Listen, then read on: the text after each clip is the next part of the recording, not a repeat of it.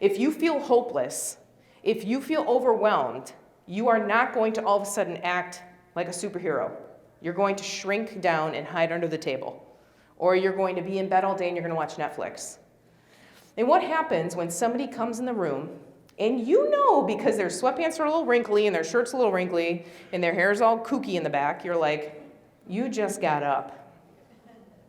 And real quick, what do we tend to think? If somebody walks in and you're like, you just got out of bed, man, 4 p.m., what do you think?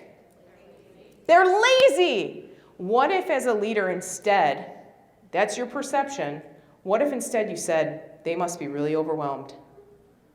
They must be really overwhelmed. They're in Pi Phi, they're high achieving, they want to be known as high achieving, and they're not achieving right now.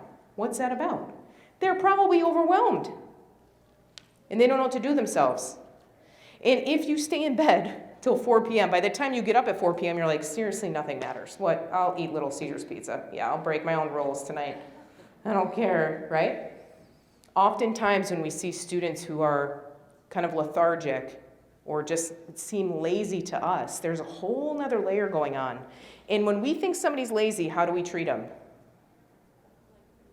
Like they're lazy and we're like, ugh, seriously? And you have like that, maybe you don't eye roll outside of your body, but you do the internal eye roll, right? Like, oh my gosh.